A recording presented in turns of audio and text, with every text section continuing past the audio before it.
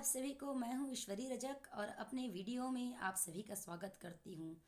एक लंबे अंतराल के बाद आज यह राग परिचय का वीडियो लेकर के मैं आप सबके समक्ष प्रस्तुत हुई हूं।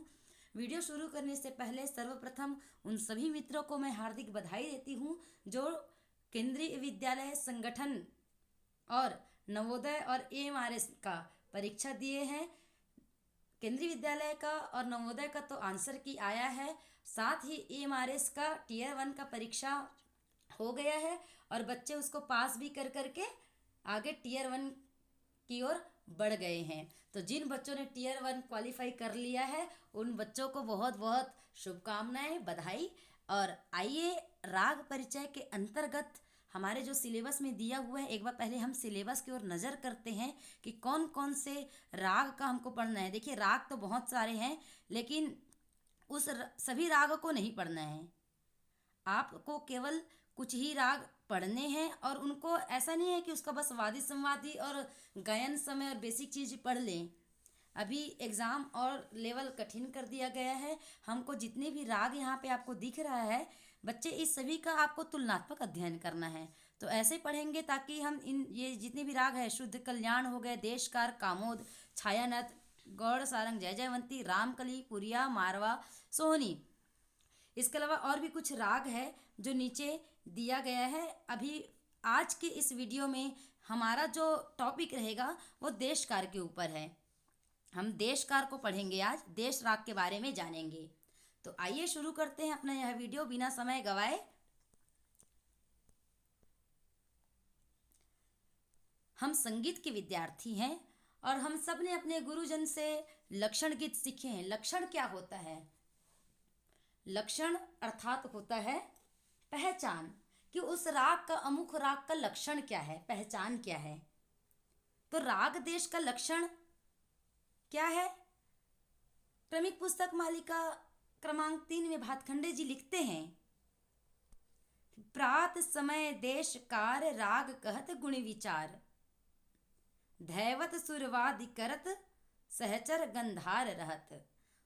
और राग चंद्रिका सार में लिखते हैं, आपके लिए एक क्वेश्चन है, आप इसका आंसर ढूंढिएगा और कमेंट में बताइएगा कि राग चंद्रिका सार के ग्रंथकार कौन हैं। अब आइए हम इस लाइन के माध्यम से जानेंगे कि राग देशकार का पहचान क्या है, परिचय क्या है। ठाठ बिलावल में जब मणि को दिए निकार, मणि अर्थात मध्यम और निषाद। ठाठ बिलावल में सभी स्वर शुद्ध लगते हैं बच्चे, सारे ग म प ध नी सभी स्वर शुद्ध लगते हैं। अब उसमें जब हम म और नी को वर्जित कर देंगे, म और नी को हम क्या कर देंगे, निकाल देंगे। साथ ही ध ग वादी संवादी, वादी स्वर ग ध और ग जो है संवादी, ते औडव देशकार। राग चंद्रिका सार ग्रंथ में कहते हैं कि ठाठ बिलावल में जब मणि को दिए निकार, ध ग वादी संवादी, ते औडव देशकार। अब देखिए, केवल इन दो पंक्तियों के माध्यम से हमको क्या क्या चीज पता चल गया। क्या पता चल गया? एक तो हमको पता चल गया ठाठ, हमारा ठाठ कौन सा? बिलावल। ठाठ कौन सा? बिलावल। इसको अच्छे से लिखते हैं ताकि आप लोग भी स्क्रीनशॉट ले सकें। जिसको भी स्क्रीनशॉट लेना है कंप्लीट हो करके, और ये मैं अपने टेलीग्राम चैनल में भी दे दूंगी। टेलीग्राम चैनल से आप पूरा पीडीएफ आप डाउनलोड कर सकते हैं। साथ ही मैं राग से संबंधित क्वेश्चंस उसमें पोस्ट की हूँ, आप जा कर के मेरे टेलीग्राम चैनल में जा कर के वहाँ से भी आप क्वेश्चंस आंसर अपना जांच सकते हैं, एमसीक्यू कर सकते हैं। तो थाट है बिलावल, थाट बिलावल। दूसरा क्या हो गया? मणि को दिए निकार अर्थात वर्जित स्वर। वर्जित स्वर कौन से हो गए? मध्यम और निषाद। अब बताइए, 7 स्वर होते हैं जिसमें से 2 स्वर को हम निकाल देंगे तो हमारे पास कितना स्वर बच जाएगा? 5। और 5 स्वर वाले राग को क्या कहते हैं? औडव जाति के राग। तो इसकी जाति भी हमको पता चल गया। औडव, औडव जाने में भी, आरोह में भी सारे ग प ध, और आने में भी ध प ग रे सा, तो इसकी जाति हो गई औडव। और एक मुख्य पाठ है इन सभी में,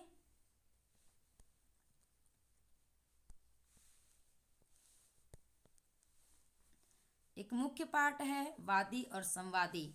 देखिए दूसरे लाइन में हम आते हैं तो देखते हैं कि क्या दिया है, ध वादी ग संवादी। वादी स्वर कौन सा हो गया बेटा,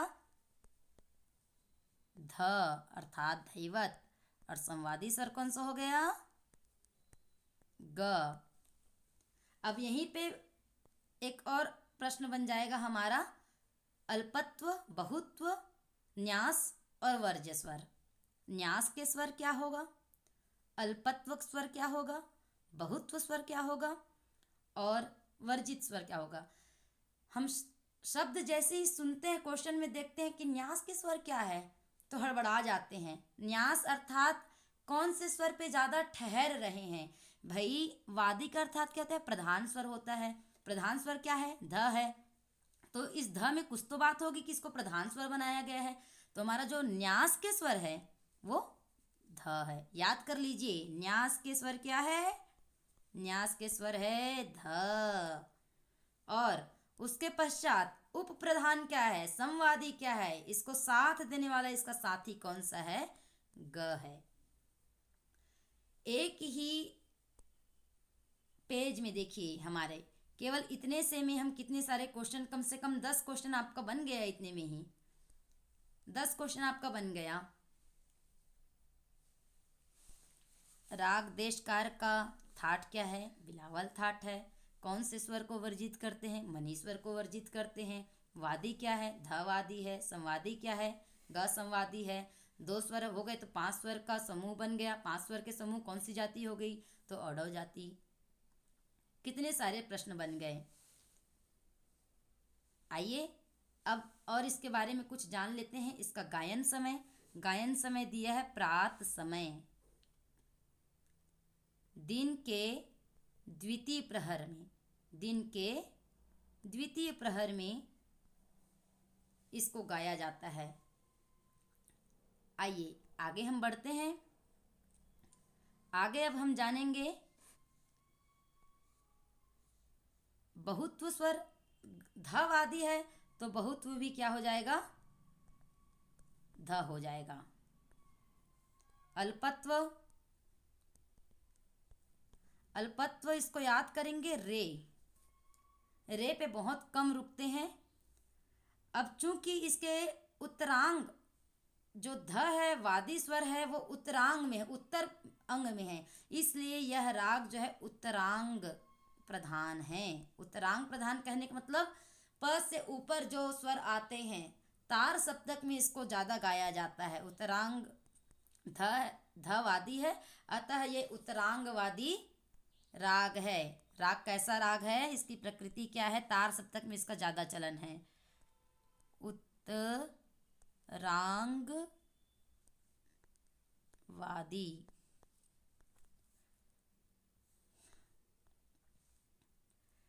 बहुत ही एक अच्छा राग है, बेसिक राग है, जिसको हम सभी सीखे हैं, राग भूपाली।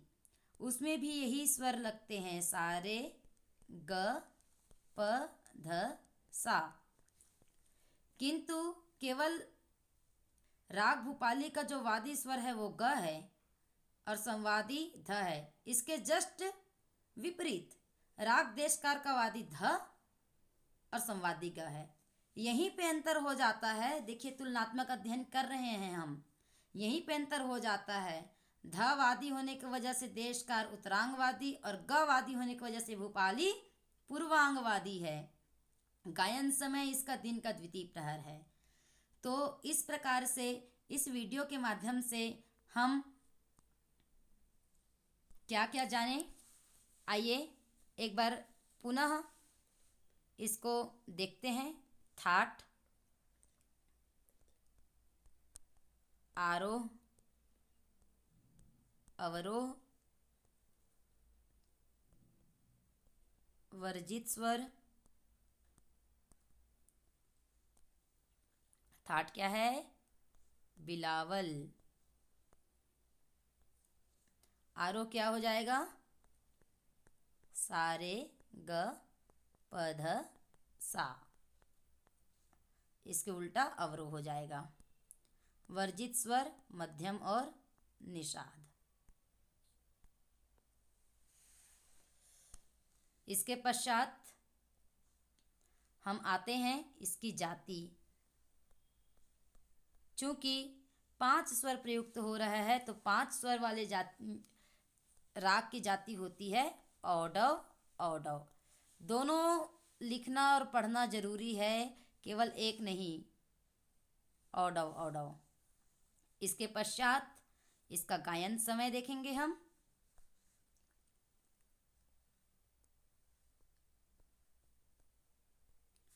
गायन समय। गायन समय क्या है? दिन का द्वितीय प्रहर। द्वितीय प्रहर।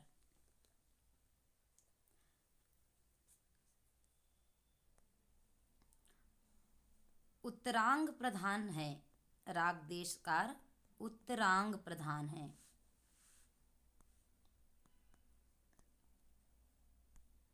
इसके वादी संवादी देखेंगे अब।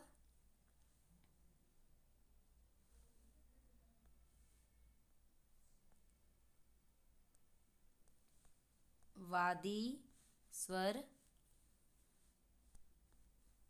वादी स्वर क्या होगा? और संवादी। तो वादी है धैवत, संवादी है गंधार।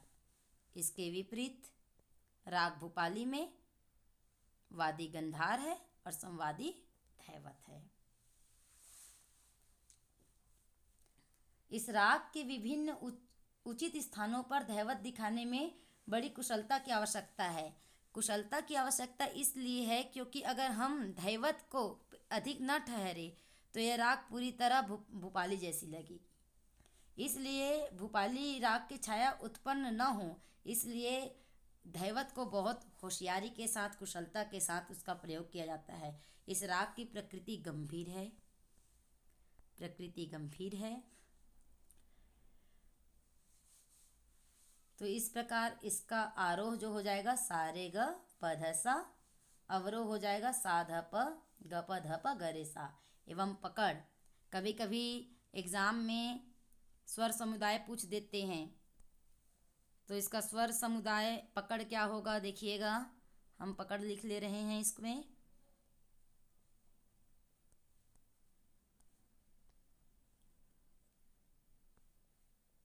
ध प ग प ग रे सा।